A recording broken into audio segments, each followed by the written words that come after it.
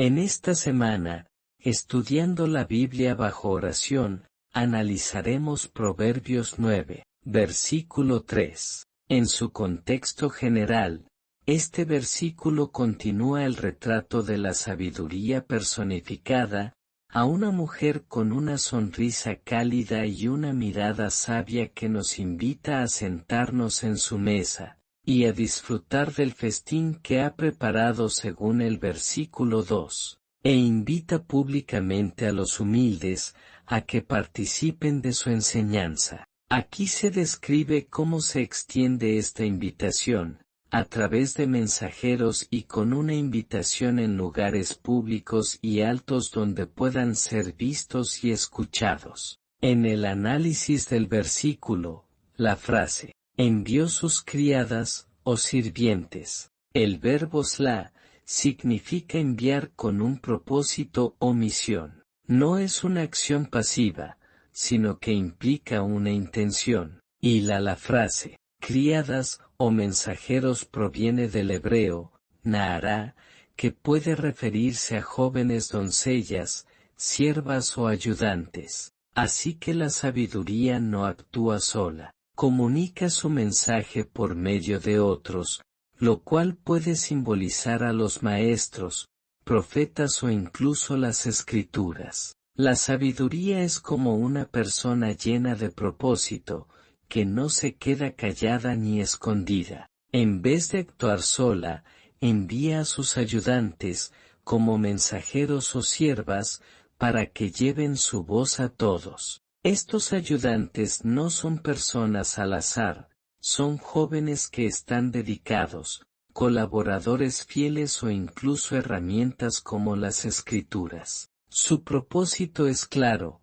comunicar enseñanzas, guiar con verdad o recordar lo que es importante. En resumen, el término, naara, es decir criadas o mensajeros, representan los medios que la sabiduría usa para llegar a alguien a través de personas, enseñanzas, o la experiencia misma. Es como si la vida misma nos susurrara, aquí estoy, ¿me escuchas? Por otro lado, la frase, sobre lo más alto de la ciudad.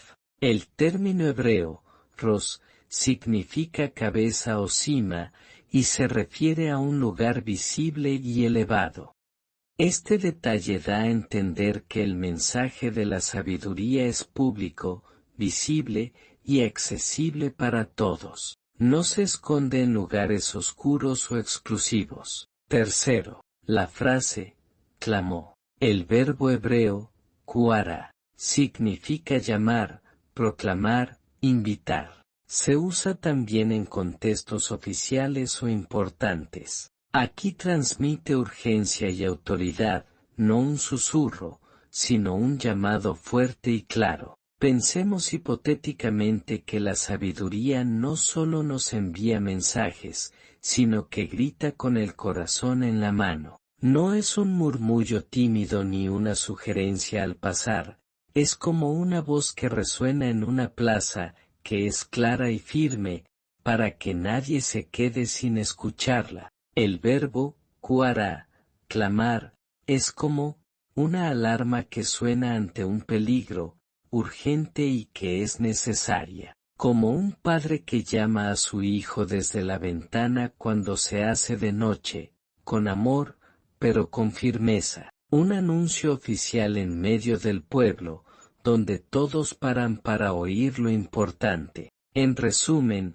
el término, kuara, clamar, es un grito con propósito, como una campana que no deja de sonar hasta que la escuchamos. Relación del versículo 2 de Proverbios, con las escrituras cristianas. Aunque en Proverbios capítulo 9, no se cita directamente en las escrituras cristianas, hay varios textos que reflejan ideas parecidas. 1. El propósito y la invitación pública para arrepentirse y hallar sabiduría. Dice Mateo 22, versículo 2 y 3. El reino de los cielos puede compararse a un rey que hizo un banquete de boda para su hijo. Envió a sus esclavos para que llamaran a los invitados al banquete de boda, pero estos no quisieron venir.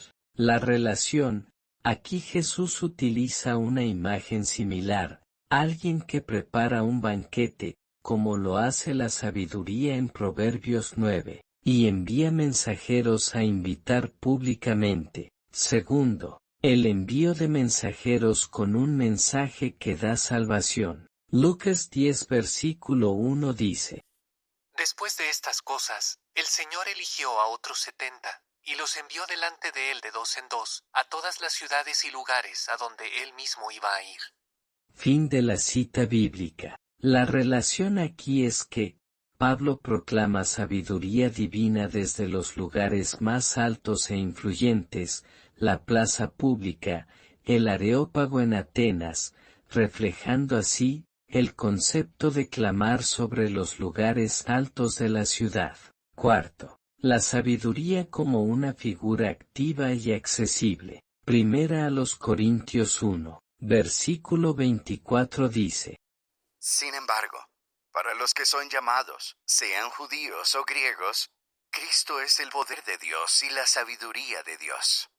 Fin de la cita bíblica. La relación aquí es que, este texto refuerza la idea de que la sabiduría, como en Proverbios, Jesús es la máxima expresión de la sabiduría divina, y que es activa. En resumen, la sabiduría es como una anfitriona que es generosa y entusiasta, que envía invitaciones a todos, como dice Proverbios 9, versículo 3, Mateo 22, versículo 2 y 3, y Lucas 10, versículo 1. La sabiduría no espera a que la busquemos, sino que toma la iniciativa. Como un rey que manda sirvientes a las calles para llamar o invitar a su banquete, la sabiduría nos busca de manera activa a través de personas, circunstancias o hasta por medio de este versículo que casualmente estamos analizando. Ejemplo, es como recibir una carta personal que nos dice: hay un lugar preparado para vos. ¿Vas a venir? La sabiduría no se esconde en los rincones oscuros, sino que proclama su mensaje en las plazas públicas, como Pablo hablando en Atenas o Jesús pidiendo a sus discípulos que anuncien el Evangelio de las buenas noticias sin miedo. Prioriza a los que nadie ve, como dice Primera a los Corintios 1, versículo 27 y 28, Lucas 14. Versículo 21 al 23. La sabiduría no busca a los expertos o poderosos, sino que su llamado es para los humildes, también para los que se sienten perdidos, los excluidos, como cuando Jesús invita a los pobres, los enfermos y los cansados. Por ejemplo, es como un banquete donde los primeros invitados son los que están en los callejones, no los que ya tienen todo resuelto. La sabiduría es accesible y valiosa, como dice Primera a Corintios 1, verso 24, y Colosenses 2, versículo 3. La sabiduría no es un secreto para unos pocos. La sabiduría es como un tesoro enterrado en el campo, como dice Mateo 13, versículo 44, está ahí, esperando que la descubramos, y cuando la encontramos, es más brillante que cualquier cosa que el mundo nos puede ofrecer. ¿Cómo podemos utilizarlo, a este versículo? Tal vez en nuestro trabajo. Cuando alguien habla mal de un compañero que no está presente, todos se ríen o aportan algo, y uno tal vez tenga ganas de sumarse, porque no queremos quedar mal o porque también pensamos cosas parecidas. Pero en ese momento, nos viene a la mente un principio bíblico, como el de Efesios 4:29, que dice: Que no salgan de su boca palabras corrompidas. Más bien que todo lo que digan sirva para edificar a otros según sea necesario y para beneficiar a quienes los escuchan. Fin de la cita bíblica. Ese es el llamado de la sabiduría. No viene como una voz audible, sino a través de los principios bíblicos que conocemos y que, en ese instante, nos dan una guía clara para actuar diferente. Elegimos callar o incluso decir algo que defienda al ausente o cambie el tema. Tal vez no sea lo más popular, pero es lo más sabio. Esto nos muestra que la sabiduría no se esconde, sino que busca a las personas de manera activa. Hoy, esa sabiduría se manifiesta cuando recordamos y aplicamos los principios bíblicos en situaciones reales. La Biblia no es solo para leerla, sino para que sus valores guíen nuestras decisiones diarias, como cuando hablamos, en cómo reaccionamos, y cómo tratamos a los demás. Escuchar ese llamado es una forma práctica de vivir con sabiduría, y hacerlo, aunque a veces cueste, trae paz, dignidad y un buen ejemplo para otros. Preguntas de repaso. Primero, ¿qué significa que la sabiduría envió a sus criadas? Que utiliza medios y mensajeros para transmitir su mensaje, no se limita a una voz. Segundo, ¿por qué clama desde lo más alto de la ciudad? Para asegurarse de que todos puedan oír la invitación, es un mensaje a todos, no exclusivo. Tercero, ¿qué actitud muestra la sabiduría en este versículo? Una actitud activa, pública y compasiva. Quiere alcanzar a los inexpertos y llevarlos a la vida de verdad. Fin del análisis.